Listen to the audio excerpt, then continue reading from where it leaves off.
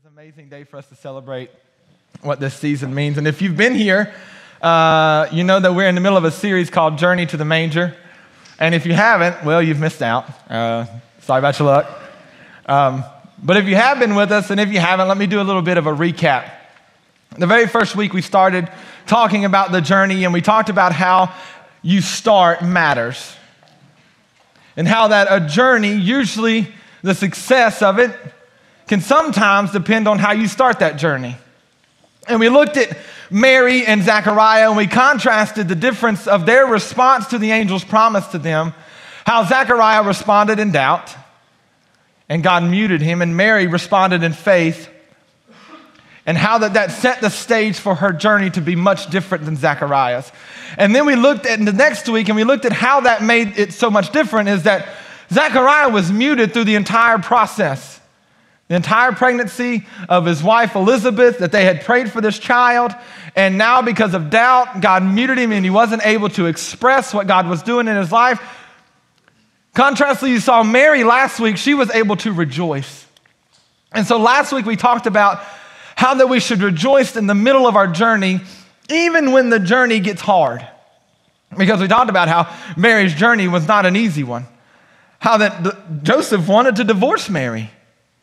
He was like, this journey ain't for me. And we talked about how that when you begin to tell people about what God's doing in your life and a journey you may be on, those people may not be right for your journey. And how God can use your journey into faith, into ministry, into being better as a husband, into being better as a father, a wife, a mother, a friend. Whatever journey God is calling you to, God can use that journey as a means to separate the people that aren't necessary for you to have. And how that you can't argue your journey to someone and convince them to be a part of it, because Joseph had to hear and see what Mary heard and seen in order to be okay. This is it. I guess this is for us. And we learned that how Mary went from faith to doubt and back to faith again was through rejoicing. She was able to sing a song to the Lord. And we talked about how that our rejoicing can return us to faith and how our rejoicing can refocus us on our faith. And so today, we get a very different ending.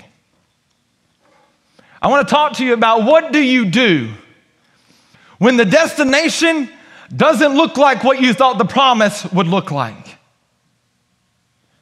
What do you do when you started out in faith? You've walked all the miles. You've done all the journey. You've done everything you should do. You've endured the hardship. You've endured the criticism. You've endured, as Mary did, the door shutting in her face from the inn and there being no room for her. You've had no room for you. And now you get to the promise delivered and it doesn't look like what you thought it would look like. I want to tell you two personal stories of mine that I really thought about this week. One of them I was reminded of in our life group session. Just this past year, me and Jax and Reed and Kennedy all went to a Warriors basketball game for my son's birthday. We got tickets to go and we all went, and man, we were excited. You could go back on my Instagram or my wife's Instagram and just scroll until you see Jax standing in what looks like a living room with his Warriors jersey on. And you'll find that that's the moment we told Jax, you're going to go see Steph Curry play basketball. And the kid just loses it. He doesn't stop laughing. And then all of a sudden his laughter turns to tears. He's so excited. He's crying in the middle of our living room floor. He's excited for the destination. He's like, what is going on here? And I was too. I was just as happy. I was running around the living room when I decided I was going to do this.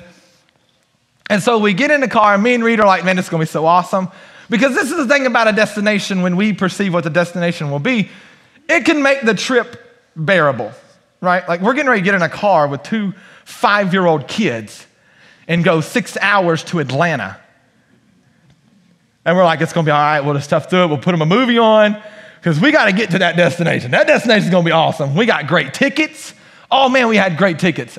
Well, a little thing Reed likes to do is Reed likes to be a little extra. Reed's not here today. We all need to be praying for Reed right now. If you would, just remember Reed in your prayers. He's at the urgent care.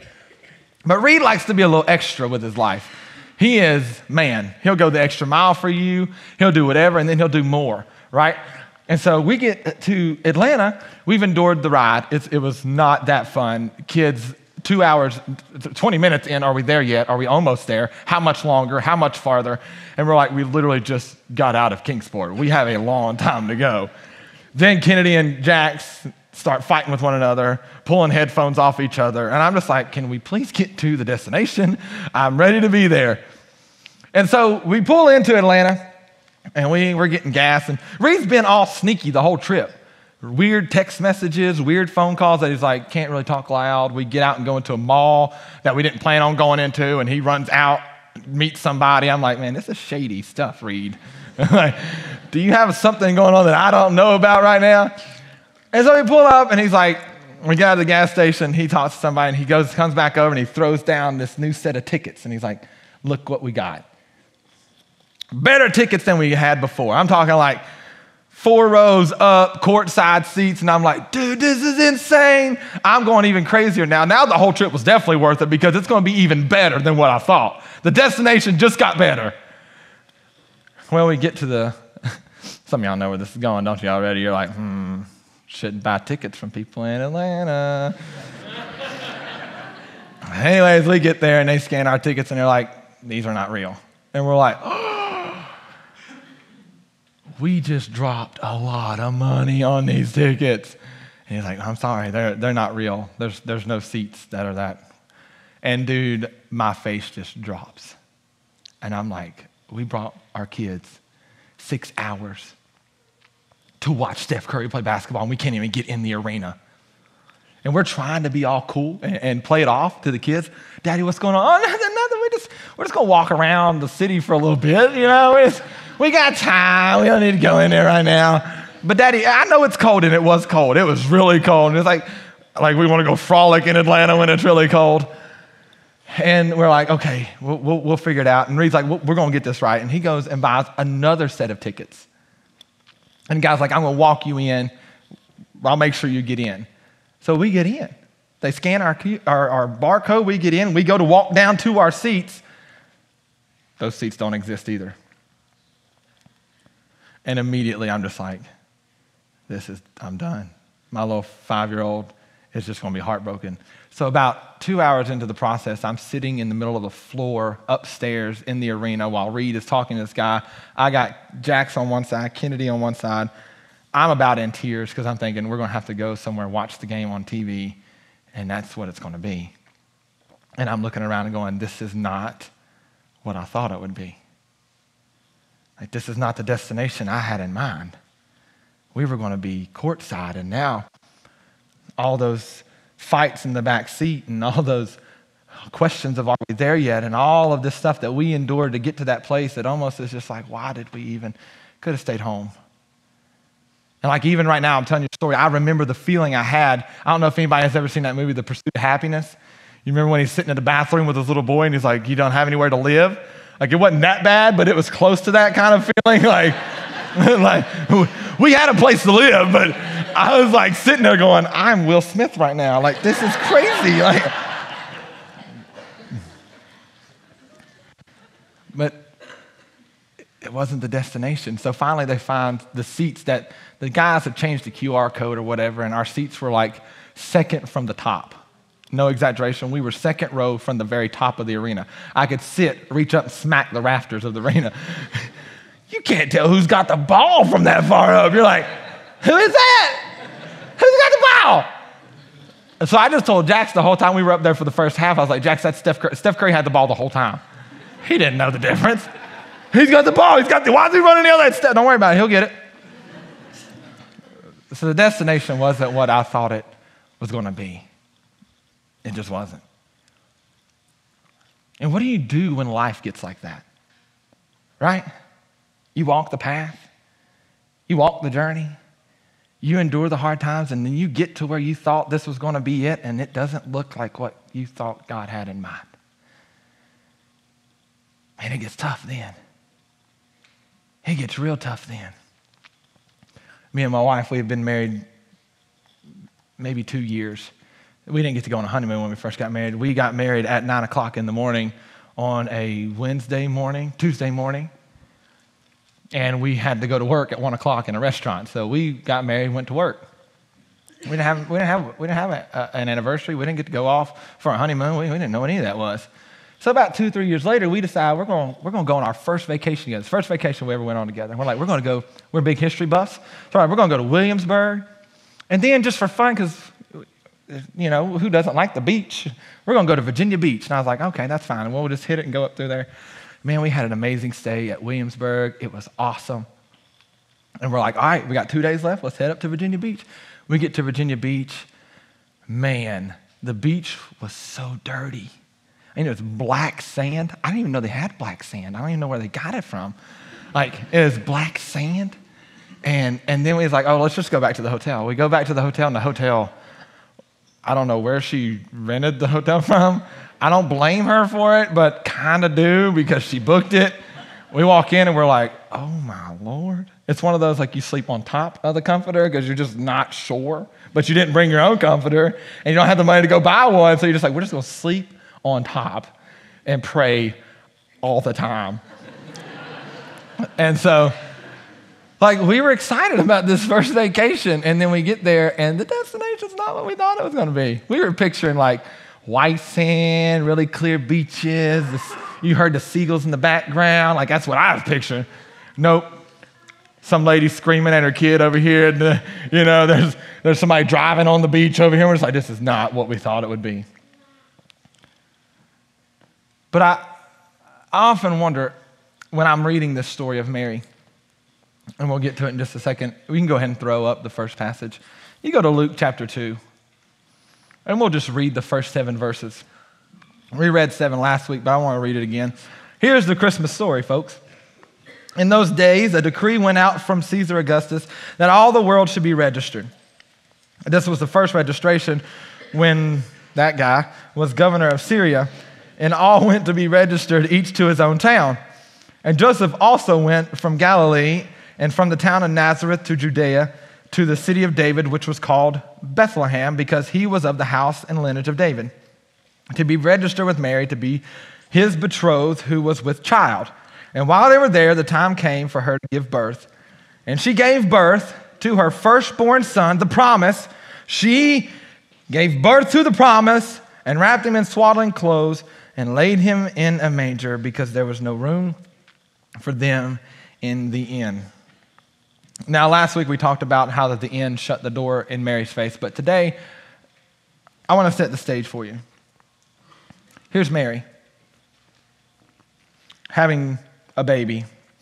And just for reference, back then, childbirth was not a very safe thing. Even today, with all the modern medicine we have, still things can go very, very wrong. But during this time, it was especially dangerous for the woman, especially if you were poor like Mary. You couldn't afford certain things to help during the birth. You couldn't have a midwife. You didn't have all these things that they had. So most women would fill out a will if they had anything to give away when they found out they were pregnant. Because most people, a lot of people, especially poor people, wasn't able to complete that journey.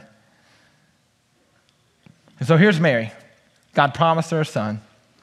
Crazy stories happen. Leads her up to the stable. And here she is giving birth to the promise in what would in essence be a barn. Filthy, dirty, nasty. And it's already a very dangerous act. So here's Mary in the middle of childbirth. No doubt probably thinking, this is not what I thought would be when I gave birth to this child. Because I want to go back to Luke chapter 1, and I want to show you one verse. See, Mary went and visited Elizabeth when they both found out they were pregnant. She went and hung out with her. And it said Mary remained with her about 3 months and returned to her home then. Now, Mary and Elizabeth were relatives, and they were married, or they were pregnant at the same time. I don't know if anybody in here has ever been pregnant at the same time as a best friend or maybe a family member. Anybody been pregnant with a friend? Or I think you probably were. You probably were. Okay, you. Okay. So let me just say that. Okay, she's hanging out with Elizabeth. I can just about guarantee you they planned a lot of things that 3 months. 3 months you're with someone else who is with child. You're expecting, you're like, hey, they said that my kid was going to be great. Yeah, but mine's going to be the savior of the world. What's it going to, man, this is going to be crazy. Like, I can just see, there's got to be a little bit of that. Like, I know I would be. Like, your kid's going to be John. Well, mine's Jesus. Like, sorry, I win. No, well, like, I think it would happen. But they also were like, this is what we're going to do. Man, I can imagine when they're growing up playing together. Like, I can just, that humanity crept in there, and that's what they did. Well, I'll be there for you, and I'll come when yours is being born, and I'll be there when yours is being born, and it's going to be great, man. And then Elizabeth. See, I reread this the other day, and something crazy stuck out to me. When the angel was giving the promises to Elizabeth and Mary, the angel specifically told Elizabeth, he said, men will rejoice at the birth of John the Baptist. And the angel didn't say that to Mary. The angel never said that when this child is born, there'll be people rejoicing around you. The first thing I want to tell you about the promise and the destination, how it can get construed, is that sometimes when we hear a promise or when we're called to something, we begin to glamorize the calling. We begin to glamorize the destination and say, this is what it's going to look like. God's called me to do this. This is what it's got to look like. You want to know how I know that? Because about 8 years ago, I was called to be a youth pastor. I left and went into full-time youth pastor at a church, and I was like, man, this is going to be awesome. I'm going to be a youth pastor. I'm going to be able to speak into kids' lives. We're going to grow this thing. It's going to be amazing. I have great kids, and we'll go on great trips, and man, they'll change the world, and I'm just going to be able to have just a wonderful time. I did not realize that what I thought would be ministry, when I got there, it was not what I thought it would. This could not be right. I literally thought in my head, this can't be right. When I was standing on the backside of a street called Dale Alley in Kingsport. Anybody from Kingsport know what Dale Alley is? Very dangerous part of town, very rough part of town. And it used to be a lot rougher, especially about 7 years ago when I was doing this. I did not realize or think in my head that I would be holding a kid back from stabbing another kid, and that kid was trying to stab this kid. I didn't realize I'd be in the middle of that happening on the backside of Dale Alley at 11:30 at night while my family's at home. I didn't realize that's what ministry was. I didn't realize at 12:30 I would get a phone call from 3 kids saying my dad drunk himself to death in our living room. I didn't realize that I would have to have conversation after conversation that dealt with loss and tragedy and go there and be there. I didn't realize that's what it was. The destination looked a lot different. Many times I was not with my family. Many times.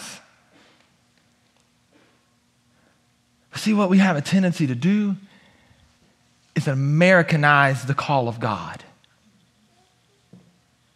God's going to give me this great child. Man, he told Elizabeth that they would rejoice. Surely if they're going to rejoice at John the Baptist, I'm going to be surrounded by people loving on my kid because he's going to be the savior of our people and of the world. Who doesn't want to come and be around this kid? Who wouldn't want this? And all of this stuff happens. And when she gets there, she's probably laying there going, I could die right now and my kid's being born into a stable with nothing but animals around. Where is what I thought it would be? I acted in faith. I took it.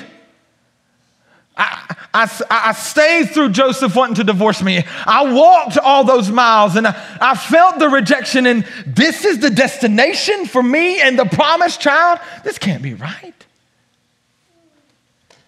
This can't be right. And that's what I called this sermon. This can't be right. How many of you right now are looking around at your life going, this can't be right? Can't be right. This doesn't look like anything what I thought God promised me. Doesn't look like anything like I thought it would be. I want to go to another story in the Old Testament. If you go to Genesis chapter 12, I'm going to look at a story that actually is Old Testament foreshadowing of the coming of the crucifixion and sacrifice of Christ, but I also want to look at this. I want to look at the life of a man by the name of Abraham. And I'll read that in just a minute. But when I begin to read this, and I walk through this whole thing of promise, from promise given to promise delivered, that journey in between, Abraham's journey from promise given to promise delivered was one that was absolutely insane. Abraham in chapter 12 of Genesis gets a word from the Lord. And I'll read some of it here for you. It says in chapter 12, it says, "Now the Lord said to Abraham, go from your country and your kindred and your father's house to the land that I will show you. And I will make you a great nation. And I will bless you and make your name great so that you will be a blessing." And I want to go to verse 7. Jump down to verse 7 with me. It says, "Then the Lord appeared to Abraham and said, 'To your offspring I will give this land.' And so Abraham built an altar to the Lord who had appeared to him." So there's the promise given. A call was made to Abraham. I want you to leave your father, and out of this faithful act, I will make you a great nation. And I will make your name great. So in faith, Abraham started his journey, saying, I got to have faith in this. I believe that this is what God says he will do. So that's chapter 12. Then we go to chapter 17. Just walk with me through this. We go to chapter 17, verse 15. And it says, "And God said to Abraham, as for Sarai, your wife, you shall not call her name Sarai, but Sarah shall be her name. I will bless her, and moreover, I will give you a son by her. And I will bless her, and she shall become nations. Kings of peoples shall come from her." Then Abraham fell on his face and laughed. This is out of joy. And said to himself, "Shall a child be born to a man who is 100 years old? Shall Sarah, who is 90 years old, bear a child?" And Abraham said to God, "Oh, that Ishmael might live before you." And God said, "But Sarah, your wife, shall bear you a son, and you shall call his name Isaac. And I will establish my covenant with him as an everlasting covenant for your offspring after him." So chapter 12 is the call made and the promise given. Chapter 17, the promise is reiterated. Understand that there's 25 years that's passed from the moment that God promised Abraham a child, promised to make his name great, promised to make him great nation, promised him all of this stuff. 25 years. Do we have that kind of faith? That we can wait on the Lord like that? That we can wait on the Lord and say that what God has promised, it may not look like it's coming, but I have faith it will come. Do we have that faith? Or would 25 years be way too much? Because we live in a very instantaneous generation. I mean, we like things now. Like, we were in the office the other day, and we were talking about, man, this internet's really slow. It took like 10 seconds to open a page. But me and Cameron were looking at each other like, what are we, back in the 90s? Like, this isn't, who put dial-up back in here, you know? Like, should not take this long. We are an instant generation. We want instant call. We want instant internet. We want instant food. That's why we love PAL so much. You can just order on one side, by the time you get to the other one, your food's ready for you. It's amazing. But from the moment Abraham was told, look, if you have faith in me, right? If you will believe me, even though all you've known is pagan worship from your family. You don't know me, Abraham, but I'm going to call you to leave what you do know and go to somewhere you don't know. That's the thing about a journey in reality. That you really don't know where you're going. You don't know what it's going to look like. So all you have is to project and to make it into what you think it will be. God told Abraham straight up, look, I want you to go somewhere that you don't know. I'll show you. You just follow. And Abraham said, okay. 25 years later, he's still waiting on the promise. Still waiting on it to be delivered. But you read over in chapter 4 of Romans where it says that Abraham is the father of faith because he did not waver at the promises of God. He did not doubt what God said because he knew who God was. And that's key. I want you to keep that in mind. So chapter 12, the promise given. Chapter 17, the promise is reiterated to Abraham. Then we go to chapter 21. And finally, Sarah gives birth. Sarah gives birth to Isaac. And it's amazing for Abraham. I got it on the screen, but I don't know if I'm going to read it. I just want to tell you, like in chapter 21, the promise is birthed. And it's like Abraham is like, yes, what God said he would do, he is finally done. And now my son is here, the one that nations will come from, kings will come from, the covenant will be established with him. It's amazing. This is my son. This is him, Isaac. And he's excited. But then something happens. Then something happens. The destination changes. And if you would go with me to chapter 22, and this is where I'll really begin reading. Chapter 22. Listen to this. After these things, verse 1, after these things, God tested Abraham. That's the thing about a journey, folks. In every journey, it is a test. Will you or won't you? That is the test. Do you have enough in you to continue on the journey when it doesn't feel right? When you sit back and go, this can't be right. And so here's the test. Here's the test. God tested Abraham and said to him, Abraham, and he said, here I am. He said, take your son, your only son, Isaac, whom you love, and go to the land of Moriah and offer him there as a burnt offering on one of the mountains of which I shall tell you. Do what? You mean the kid that you promised? I waited 25 years for that kid?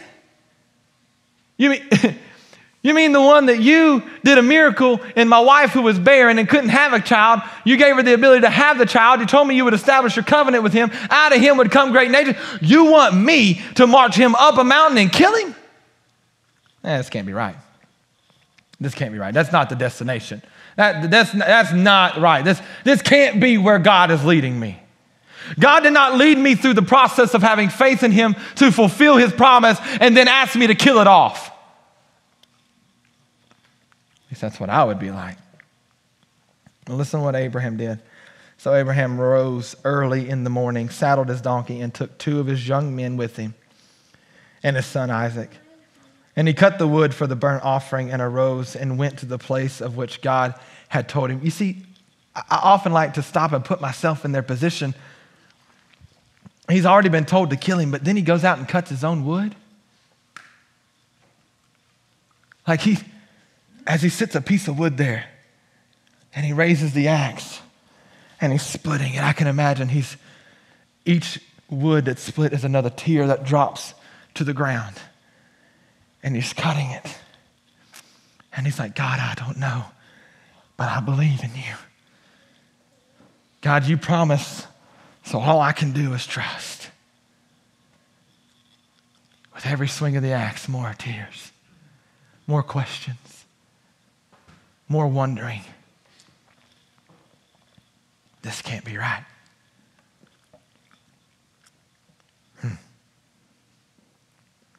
And he cut the wood for the burnt offering and arose and went to the place which God had told him. On the 3rd day, Abraham lifted up his eyes and saw the place from afar off. Then Abraham said to his young men, stay here with the donkey.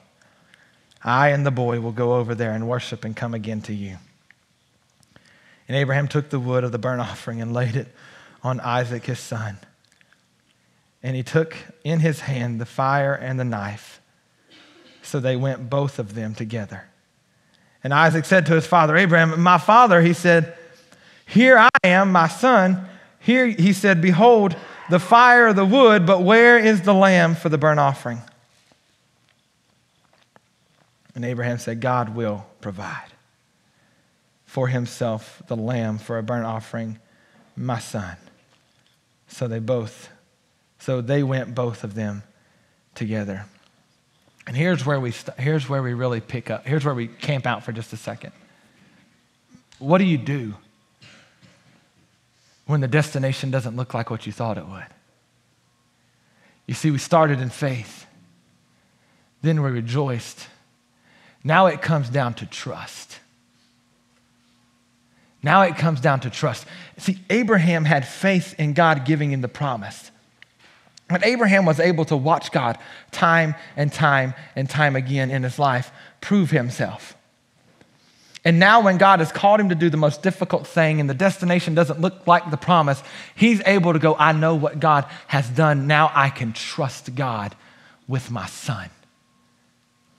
See, trust and faith differ. They are not one and the same. A lot of us like to interchange them and switch them out, but trust and faith is not the same thing. And that's why we say things like, I have faith in God, and then you can say, well, I trust someone with my life. I trust that I can give them this and they will do what's good with it. That they will do what is right with it. Trust is very different than faith. Faith is saying, I believe God can. Trust is trusting in who God is. See, Abraham was able to, in the middle of the life not looking like what he thought it would, and the promise not looking like the destination he thought it would look, he was able to trust God. He was able to say, I don't see it, but I trust God because I know who God is. A lot of us don't trust God because we don't know who God is. When we're in the middle of life and it doesn't look right, we can't trust God because we don't know who he is. See, I liken it like this, that faith is the seed and trust is the plant. Your faith in God will produce trust in God. Your faith in the beginning of, I've never been this, I don't know where this is, I'm just going to believe, I have faith that God is who he says he is. But then, because of God showing himself to you, you can trust him. You can put your son in the hands of God. You can put your daughter in the hands of God and say, I trust you with them. I trust you with the promise. I trust you with this destination. It isn't what I thought it would be, but God, I trust in you. I started in faith, but now I got to trust God. I got to trust him, man. And so here's Abraham, and he shows you how much he trusted God. He said, his son's looking up at him saying, Daddy, where's the sacrifice? He says, don't worry about it, son. God will provide. You see, that's trust. That's trust in who God is. You see, a lot of people believe, and so do I. I mean, I have no other option but to believe this, that even if God would have had Abraham carry through with the sacrifice of Isaac, I believe God would have just raised him from the dead. Why? Because God promised it. God said, out of this young man will come nations. And I believe this. I've told this when I was really little, and I've always heard it since I was growing up with my dad. He told me, he said, the one thing God cannot violate, the one thing that God cannot do is go against his word. What God says will be. And that doesn't require faith because you can trust who God is. Because God has proven himself time and time and time again. That's why Mary could sit in that stable, surrounded by no family, no one who loved the baby besides Joseph, dirty, nasty, wondering, will she make it through? Will the baby make it through? She could trust God with Jesus because he was a promise. Even though it didn't look like what Mary thought it would look like. We have to move faith is our beginning. We must now move into trusting who God is. Trusting in who he is. We can't put our trust in the destination or we will get let down and we will get angry, we will get bitter, and we will blame God because we'll say, hey, this doesn't look like what I thought it would be, and I trusted you to bring this kind of resolution, and it's not right. You know what I'm saying? That's why when you read scripture, like, if you ask it in my name and faith believing, it shall be given to you. Where any two or three touch and agree, whatever they bind on earth will be bound on earth, and whatever they loose in heaven will be loose in heaven. You read scriptures like that, and it talks about how you can ask anything of God and it will be given to you. But yet you can go through your life and you can be praying for someone and you still lose them. You can be praying about a sickness and it still happens. You can be praying about a job and you still don't get it. And you're like, this doesn't look anything like the promise. You said if I did this, then this would happen. But yet you look around at this season, during this season, and maybe you look around and something's not there. Life has happened. This Christmas season doesn't look like you thought it would look 5 weeks ago, 6 weeks ago, a month ago, 2 months ago, a year ago when you started. Christmas doesn't look like you thought it would. We wrote a little piece and released it on our Facebook page. And we talked about how that the Christmas season isn't always as joyous for some as it is for others. Whether it be because of a loss of a loved one, whether it be because of loss of a job, or whether it be because of a bad report from the doctor, and you're left looking around this season going, this cannot be right. I've kept the faith. I go to church all the time. I've prayed in faith believing. I've had other people pray with me, and here the destination does not look like what I thought the promise was. You know what you can do? You know what you can do? If you will go to Proverbs chapter 3, put it on the screen. Trust in the Lord with all your heart, and do not lean on your own understanding. You see, there's the difference.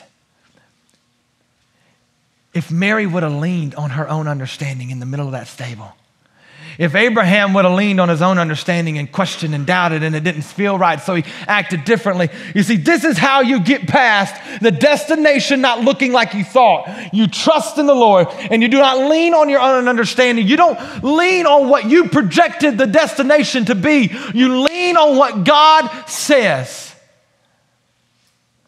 and who God is. This morning, some people in this room need to put their trust in the Lord. Man, David in Psalms talked about trusting in the Lord so much because he understood that if we can put our trust in Jesus, regardless of what the destination looked like, Ron, we can come through it. We can make it through it. You see, that's the joy of this season. That's what this season is about.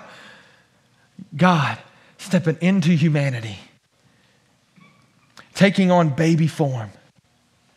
Emmanuel, God with us. You know where your trust comes from? It's not in the outcome. It's in that God is with you. It's not in what the destination looks like. It's that God's at the destination with you. God with you is what you put your hope in, not what you thought. Trust in the Lord with all your heart and do not lean on your own understanding. And in all your ways acknowledge him and he will make straight your paths. Man, I want to show you something about Mary. Mary was an amazing woman. Because this isn't the only time Mary had to look past what she thought the destination would look like and see God for who he is. If you'll pull up that last scripture. Mark 15, 39 and 40. And when the centurion who stood facing him saw that in this way he breathed his last breath, and he said, truly, this man was the Son of God. There were also women looking on from a distance, among whom were Mary Magdalene and Mary, the mother of James, the younger of Joseph, and Salome. Mary was in the presence of looking at Jesus when he was being crucified. Here was Mary, the mother of Jesus, laying before the cross, her son on it, looking at him and thinking, hold on a second. This was supposed to be the young man who delivered the world. He was supposed to set our people free. This was the promised one. And I'm looking at him bleeding and dying on a cross. This is not what I thought the destination would look like. I did not think when Jesus said that your son would save all humanity, that it would come through his death on a cross, beaten beyond recognition. No, this can't be right. This cannot be right.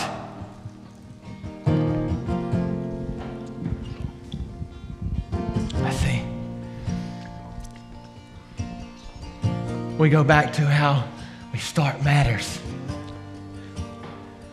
Mary started in faith. And she said a key phrase at the very beginning of it all when the promise was given. She said, as you say. At your word, let it be. How you start matters, right? And then you get through the journey and then you got to rejoice to go back to that faith. And then when you get to the end and it doesn't look right, you got to trust that God has a plan, and that plan started in the beginning when you said, as you say, let it be. Mary was often presented times when the destination did not look like the promise. And I believe, I believe she always reverted back to the very beginning, how it all started when she said, I don't understand, but at your word, let it be.